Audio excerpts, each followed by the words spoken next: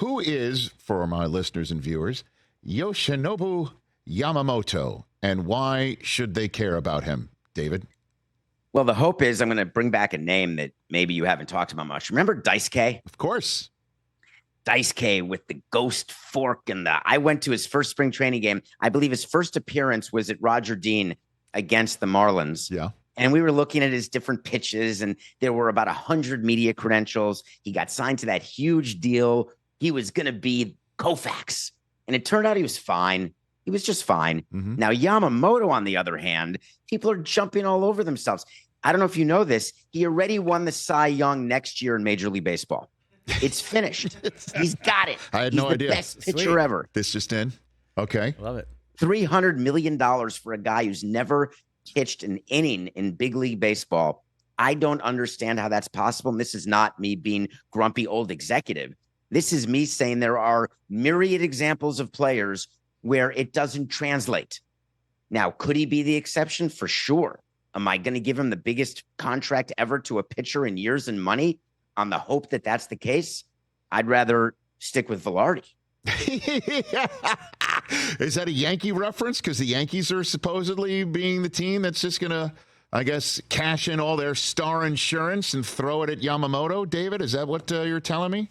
It's a dream come true for Yamamoto. If you've got the Yankees and Mets involved, and this is Steve Cohen, the owner of the Mets, who needs pitching, who's not rebuilding no matter what he says.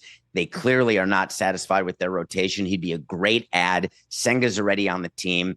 But the Yankees also have a real problem, having not won the World Series since 2009 and bringing back Boone and Cashman and hoping to get better. They need pitching. So can you imagine when both the Yankees and Mets want you, your price just keeps going up. And that's what we're seeing happen. Eventually, someone's going to blink, and then he'll be left with one team, and that's the team he will sign with. So I still think it's going to be the Mets, not the Yankees. You do think it's the Mets, right? Because Stephen A. is going to just Cohen is going to go right. I needed to finish that. Yes. Is going to just cough it up. You know, all the Axe Capital money. If he's willing to give $40+ million to Scherzer per year and to Verlander per year, and recognize that Yamamoto is likely a better investment, at least in the short term, and Stephen Cohen is willing to spend the amount of money that he spends, he hasn't won. And remember, when he took over, he said World Series in the first 3 to 5 years.